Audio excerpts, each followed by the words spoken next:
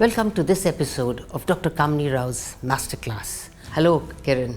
It's such a pleasure to meet you after so long. I'm a kind of a person who throws a challenge at you and says, solve this problem. There was another thing which you were talking about, compassionate entrepreneurship. What do you mean by that? Their sense of social purpose. It's all about profits and money.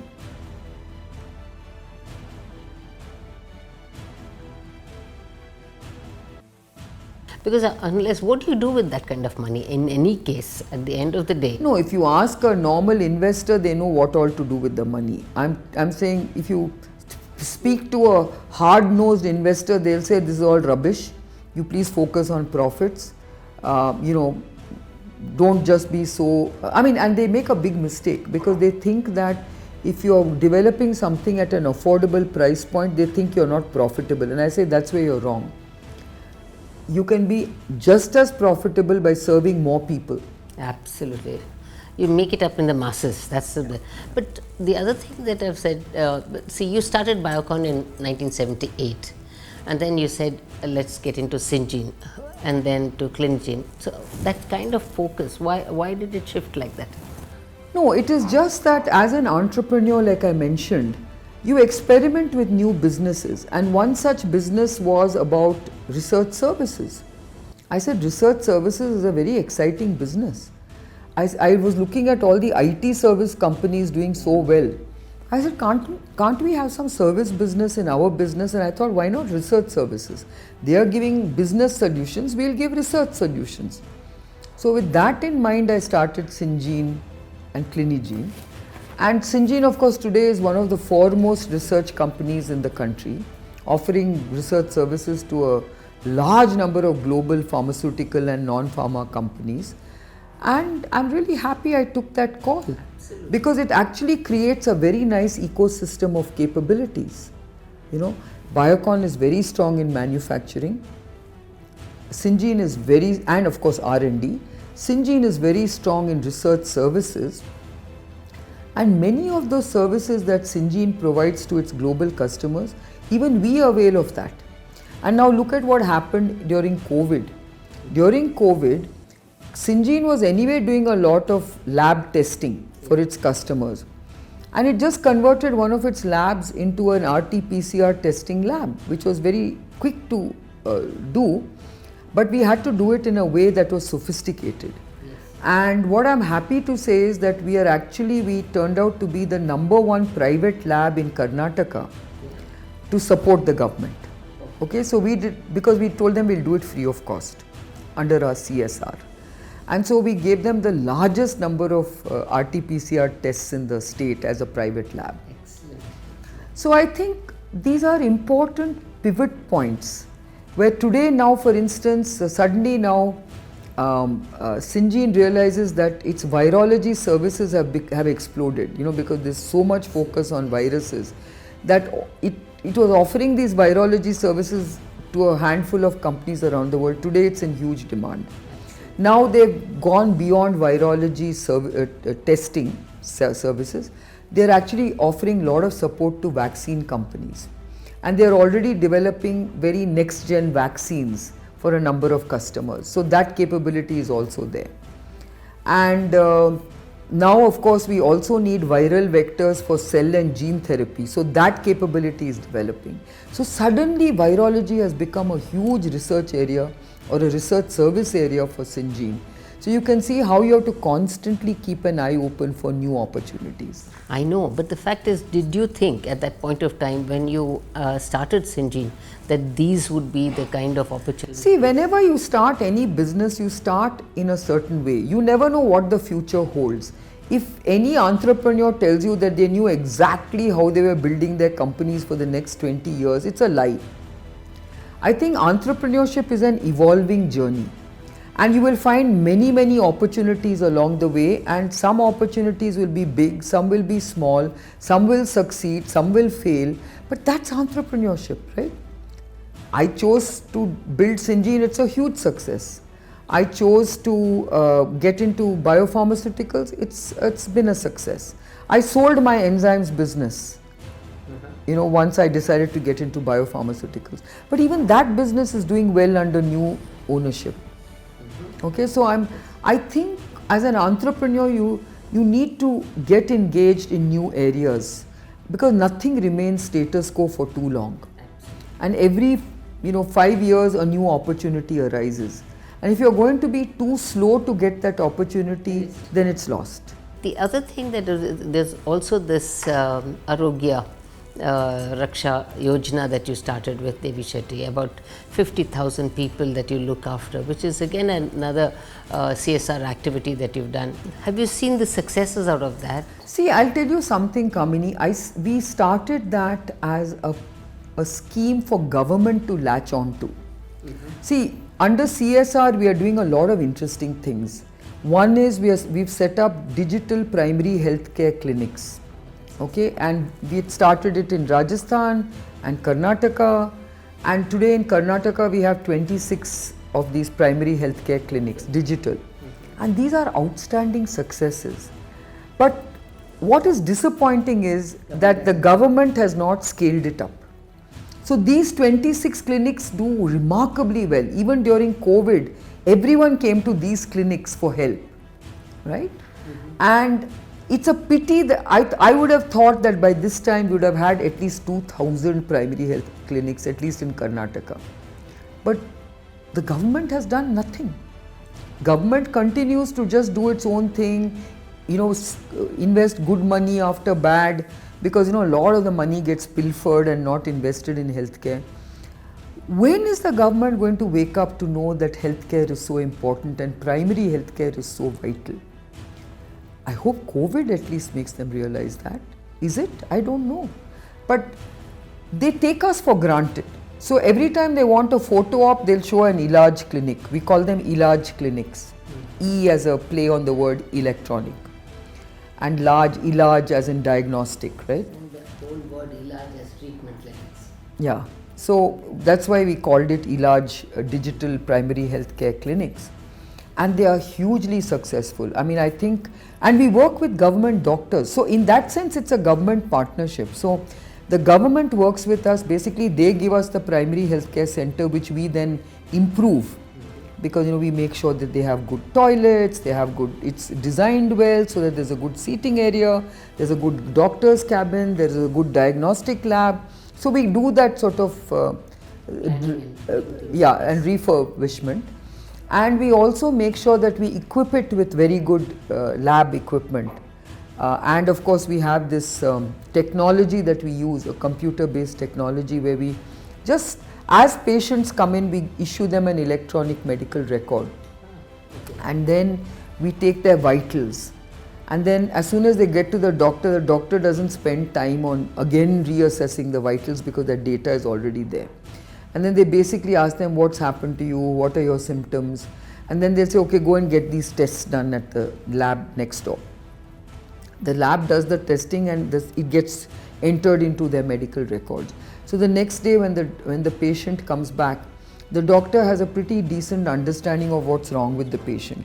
If the doctor feels that he needs to consult with an external medical specialist, then the doctor has a telehealth link with the district hospital, and there the specialist doctor will look at the patient and tell them what to take.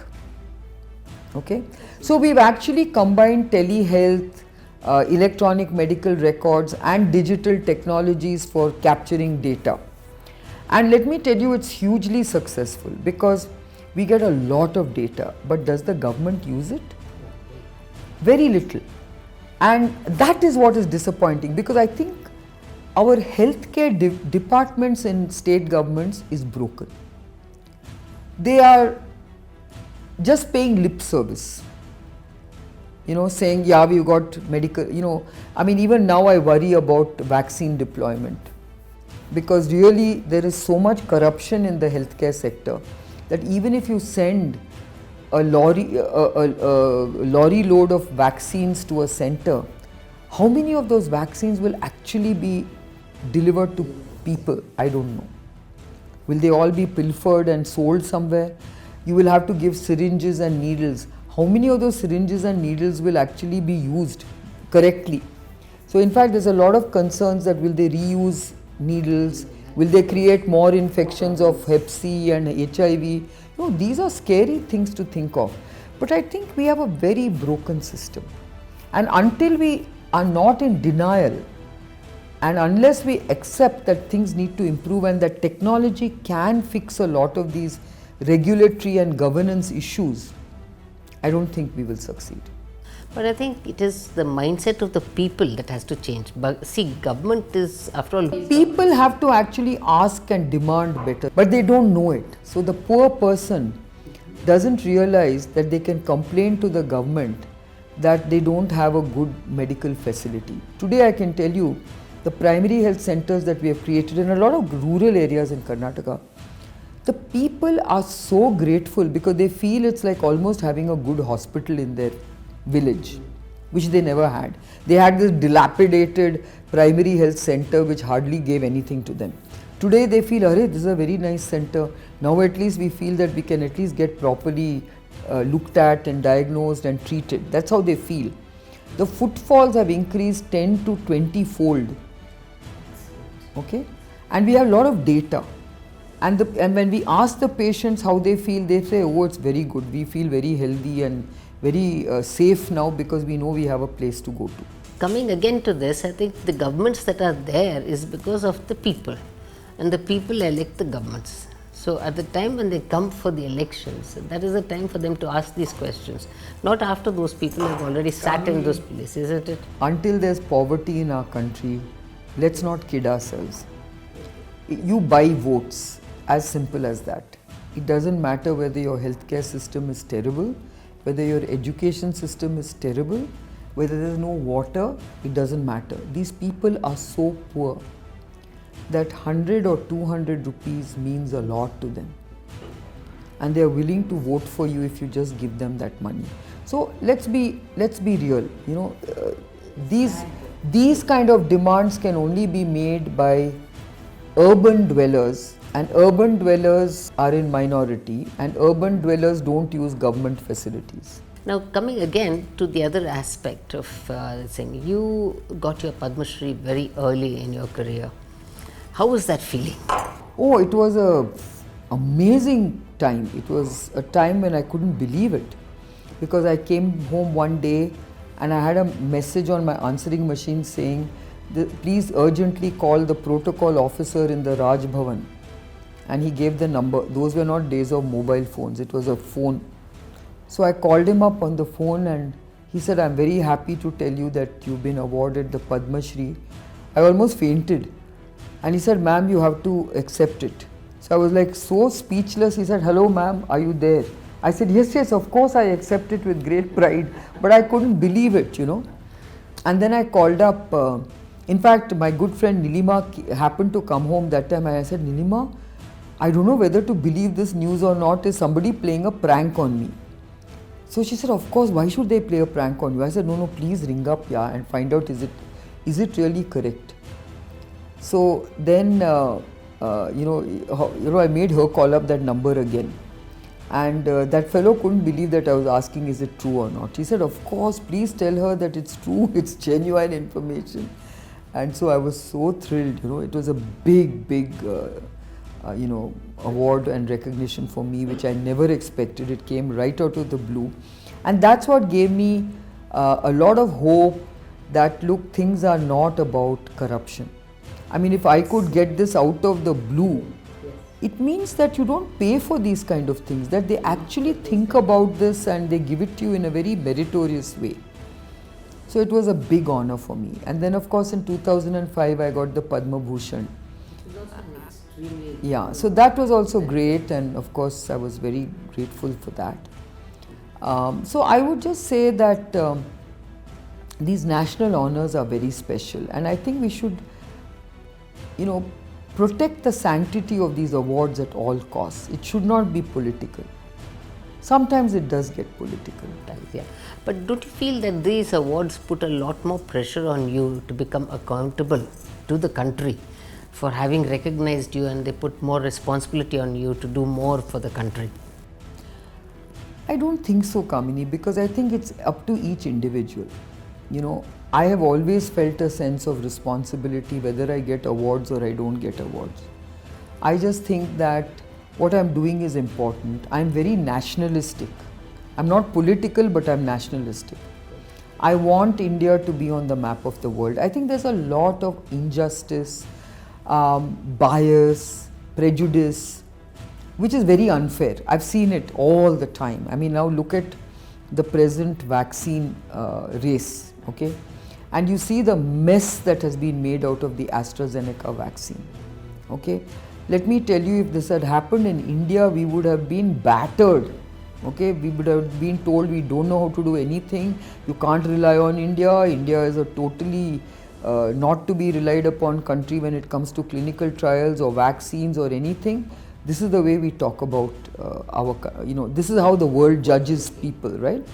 Now today, when they've botched up that whole clinical trials so badly, who is battering them? Nobody.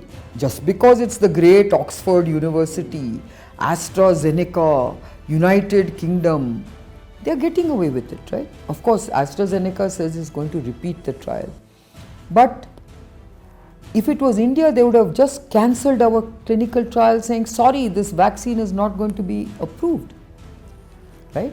Today they are being given a second chance. They'll finish their trial very soon. But who's asking the questions of why did you design the trial so badly? And then today this whole warp speed development of vaccines. Do you know that there is no uniformity in the regulatory requirements of... Why are they being passed so fast? That is okay, because there's a pandemic, there's a crisis, we want them fast. But the fact is there must be some minimum regulatory conditions, I feel. For instance, I'll give you an example. The AstraZeneca vaccine, after you finish your second vaccination shot, every week they test you with an RT-PCR test for 1 month, which is the right thing to do, to see whether you've been reinfected by any chance. In the Moderna and Pfizer vaccine, they are only testing you with RT-PCR if you show symptoms, which means there are a lot of asymptomatic people who could be infected whom you don't know. So is the data comparable? Is the data reliable? They are fooling the people. So how do you use a vaccine in a reliable way which has been compressed to such an extent?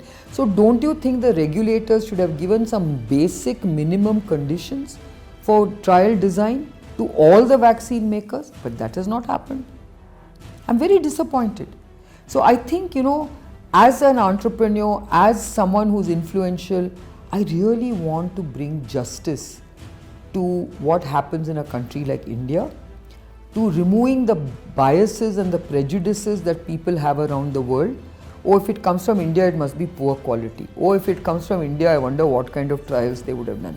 Oh, if it comes to India, is it reliable? No, these are the very unfair questions they ask. And we are also to blame, because in our own country, we have doctors and medical researchers who trust foreign drugs more than Indian drugs. So that's very, it's very disappointing. Yeah, but then there are drug makers also who produce it out of a garage. But that's up to the drug regulators to ensure that we don't do it, no? No, so I'm saying, as long as you have drug regulators who are looking to make sure that companies out of India are reliable, have passed muster with regulators, that's what you need to do. But today, because of lots of aspersions being cast, unfair kind of comments being made about companies, I think Indian industry is a big victim of its own, negative criticism. When you had COVID, believe me, that must have been a scare. Actually, it wasn't. You won't believe it. I used to half joke and say, I hope I get COVID and be done with it. I used to often say that in the early stages, saying this tension and suspense of, will I get COVID, won't I get COVID, I'm fed up, yeah. I hope I get COVID and I get over it fast. I personally believe COVID is something you can manage. You should have prevented a lot of deaths, okay? But I think we have a very rigid, I'm sorry to say, medical community that chooses to do its own thing, that doesn't want to listen to science, that doesn't want to understand science because you think you know it. I'll tell you, I'll give you an example. Today, when anyone is diagnosed with COVID, I've always told doctors, I said, please look at their CT values because you need to know what the viral load is. If the viral load is very low, I think home quarantine and simple gargling, inhalation, and maybe giving that azithromycin or doxycycline may be fine. Okay, and you might want to give some simple oral antiviral like your favipiravir, it will be fine. And that's what I went through, and I was absolutely fine. And most people who have this early, just mild symptom, low viral load, get away with that. The moment you have high viral load, please go to the hospital, especially if you have high temperature with high viral load. Even if you're young, you should go to the hospital because that viral load needs to come down. And for that reason, give remdesivir immediately. And when you give remdesivir, the viral load does come down. But you see all this nonsense being spread by WHO and our own ICMR and everybody saying, oh, remdesivir doesn't work. Yes, remdesivir will never work beyond a point because it's an antiviral. It prevents viral replication. After the virus goes out of your body and you give remdesivir, what good will it do? You know, because that's where the problem is. The problem is that you get the hyperimmune response. And I am saying to a lot of people, if you're seeing a hyperimmune response at a very early stage, that's the time to give a drug like ours, itolizumab. I have saved at least 10 patients by giving them itolizumab at the right time. And I can tell you, if they were not given itolizumab at that time, they would have had a very serious outcome. Okay? So I just think it's about timing, it's about understanding the disease, and it's about giving the right medication at the right time. But this nonsense that remdesivir doesn't work, favipiravir doesn't work, itolizumab doesn't work, only steroids work, only according to them only dexamethasone works and nothing else works. I mean, this is ridiculous. And plasma therapy doesn't work. It is wrong. Plasma therapy does work if you give it at the right time and provided you measure the neutralizing antibodies in the plasma. Nobody is doing that. So if you don't measure the neutralizing antibodies in the plasma and you just give plasma therapy as if it's blood transfusion, it may not work because they don't have enough antibodies. So I'm just saying that we are not using science. And I'm really sorry to see how doctors are not using scientific approaches when they treat COVID patients. I think people learn all their science from newspapers, from perhaps electronic media, and then they treat. Gone are the days when people actually, studied the journals, the medical journals, and did. So I think, in a way, what you wrote and you gave, almost a minute by minute kind of a review on what you went through was an eye-opener to many people, but then you were monitored so well. Share my story saying this is what I went through. I had privilege and prerogative of measuring my biomarkers, my antibodies, lot of things which most people can't. But I just wanted them to know what happens to you when you get it. All the other awards that you had, the French award, the Australian award, the honorary PhDs that you got, how was the feeling with every award that you got? I think every award is special because it's a recognition for what you've done, and it's always very important for me to treasure those recognitions because these are big awards and you must treasure it in every way possible because you are being singled out amongst many, many people. And Kiran, what will your advice or your message to the viewers be? Because we have a large number of viewers, over 60,000 people viewing this message. So you're one person, right from day one, you've been a fighter for a cause and you've been a person who have achieved.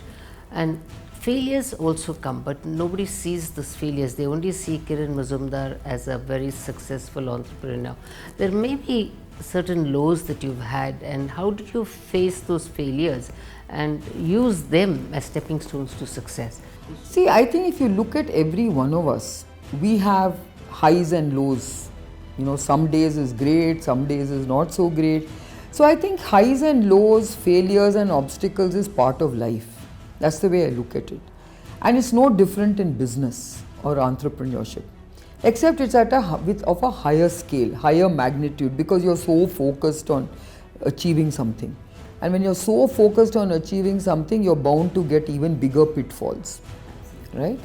So I feel that failure is part of my journey, and without failure I cannot grow, because you have to learn from your failures, you have to correct your failures, you have to basically give up sometimes because that failure tells you this is not working. Okay, so it's a life's journey, life's lessons which you must learn, and that's the only way you can grow.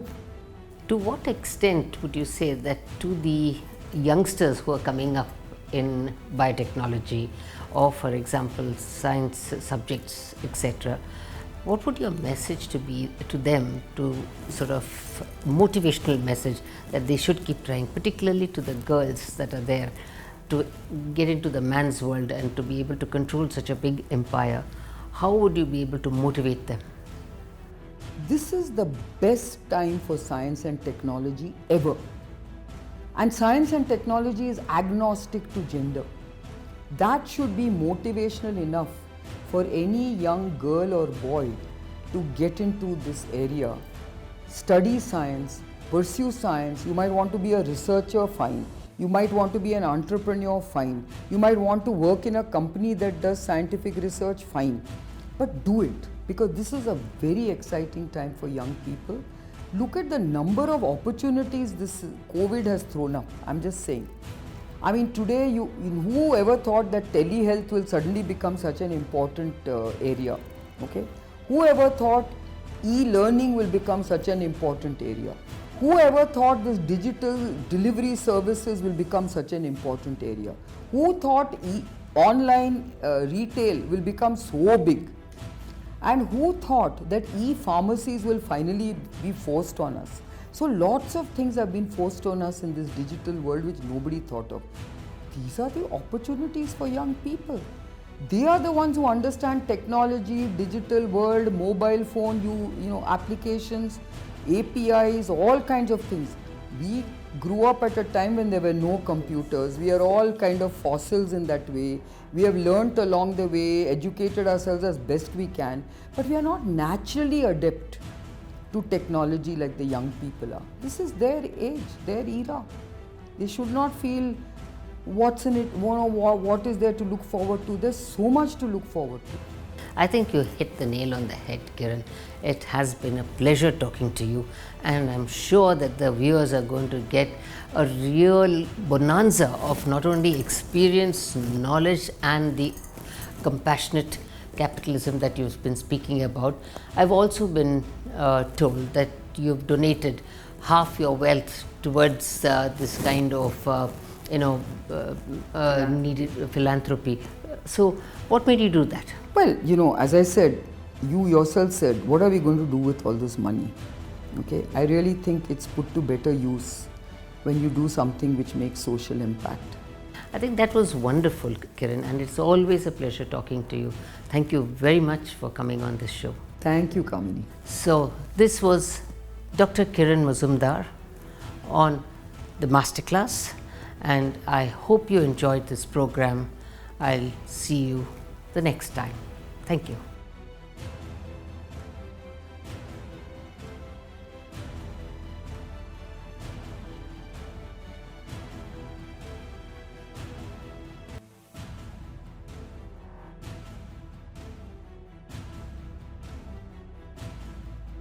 Namaskara, I'm Basanti Hariprakash. I'm a journalist, anchor and founder editor Pickle Jar.